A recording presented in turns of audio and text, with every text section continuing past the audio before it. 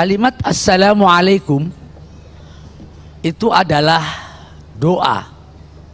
Assalamu itu dari kata salam ditambah dengan alil istighraq, artinya tidak hanya salam pada waktu pagi saja, tidak hanya salam pada waktu sore saja, tapi assalamu, salam sejahtera, semua keselamatan, tidak terbatas oleh keselamatan pagi siang, karena Allah itu kaya, Allah itu maha pemberi, tidak pelit. Karena itu kalau memberikan salam jangan cuma selamat pagi, nanti siangnya ketabrak mobil. Dan itu biasa untuk asidikiyah, santri asidikiyah sebagai pelopor assalamualaikum. Setiap ketemu siapa saja mereka siap untuk mengatakan assalamualaikum di mana saja berada. Subhanallah, takbir, Allahu Akbar. Assalamualaikum, alaikum tidak hanya sendiri, alaikum itu jamak, kum artinya kamu sekalian. Kita ini makhluk sosio, makhluk yang diciptakan tidak sendiri-sendiri. Kita lahir atas dasar kerjasama ibu bapak. Ibu saja nggak bisa lahir, bapak saja nggak bisa lahir. Makanya kita ini akan bahagia kalau ada pasangan. Hadirin yang berbahagia, jadi assalamualaikum artinya bahwa kita tidak sekedar mendoakan, tapi berupaya memperjuangkan agar keselamatan secara total untuk alaikum siapa saja, not only for Muslim. Islam rahmatan lil alamin. Kalau kita ketemu ada orang ketabrak mobil di jalan, tidak usah ditanya agamanya apa, selamatin saja. Karena nyelamatin satu nyawa itu pahalanya sama dengan menyelamatkan nyawa manusia sealam jagat raya ini. Subhanallah. Jadi kalau ada orang mau ketabrak mobil nggak usah ditanya agamanya apa mas. Islam NU apa Muhammadiyah? NU Pak Hasim apa Gus Dur? Gus Dur Muhaimin apa Ali Maskur? Ya mati duluan. Maka itu santri asidikiyah di mana saja siap untuk menjadi penyelamat kesejahteraan bagi anak-anak bangsa di Republik ini. Subhanallah. Jadi Islam tidak hanya sekedar not only for Muslim but for all. Baik. Jadi assalamualaikum artinya assalamu itu kita sebagai seorang Muslim wajib, berkewajiban untuk menebarkan Islam damai, Islam sejahtera. Bukan hanya untuk orang Islam, tapi wa ma arsalnaka illa rahmatan lil alamin. Dan Islam bukan teroris ya Kiai ya. Dan bukan teroris. Ya. Dan kalau teroris itu nanti akibatnya akan menyengsarakan dirinya, menyengsarakan orang lain. Betul. Kiai, kembali ke masalah keluarga Kiai. Tadi Kiai sempat singgung bahwa sekarang ini cukup banyak rumah tangga yang sudah dikatakan rumahnya itu sudah seperti perang Malvinas. Ya, kita semua berharap kalaupun ada perang-perang sedikit suami istri ya perangnya kelitik-kelitikan lah ya, nggak sampai perang Malvinas.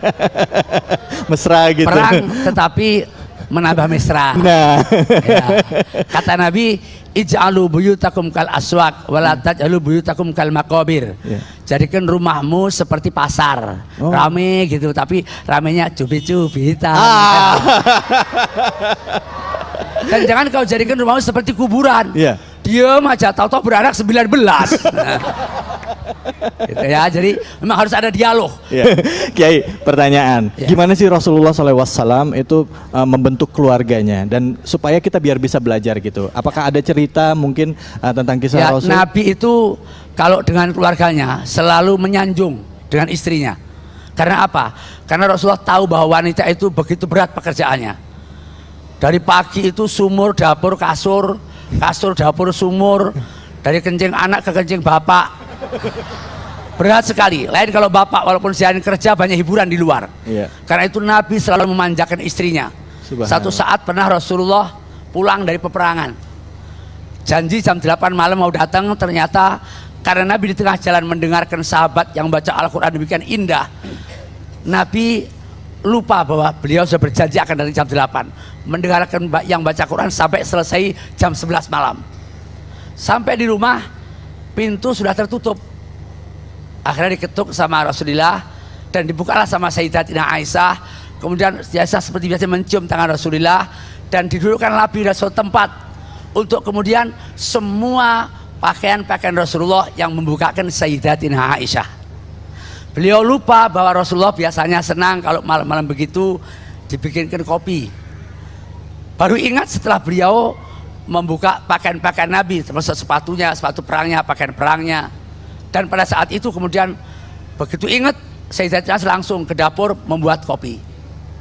Setelah buat kopi, kemudian disuguhkan kopi kepada Nabi.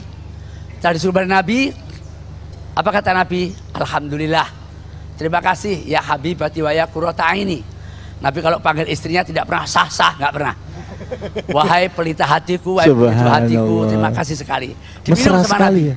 Setelah diminum, Nabi tersenyum. Ditaruh minuman tadi, kemudian dipanggil Siti Aisyah.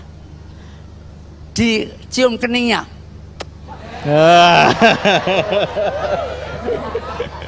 Apa kata Nabi? Iya. Wahai istriku tercinta. Awas lo anak-anak jangan niru-niru lo ya. Ini untuk itu ibu yang di belakang aja ini. Jadi kata Nabi, kalau apa namanya malam ini saya merasa bangga, saya merasa berterima kasih kepada Allah pantas. Mengapa? Karena saya rasakan selama ini tidak ada wanita yang paling pandai di dunia ini kecuali hanya engkau istriku tercinta. Siti Aisyah jadi salah tingkah kan? Iya. Loh kenapa kok jadi begini? Wong saya melakukan kesalahan kok malah dianggap sebagai wanita terpandai. Kata Siti Aisyah, Nabi kok gitu sih? Kata Nabi, betul. Kenapa ya Rasulullah? Karena di dunia ini tidak pernah ada seorang wanita pun yang bisa bikin kopi dengan garam kecuali hanya engkau istriku tercinta. Ternyata kopinya tadi bukan dengan gula, kilo dengan garam. Tetapi sebegitupun Nabi tetap memuji karena Al-Quran kalau anda pengen terbuka kebahagiaannya, alhamdulillahi rabbil alamin. Pujian kepada istri, pujian kepada suami, hakikatnya juga memuji kepada Allah Subhanahu wa ta'ala.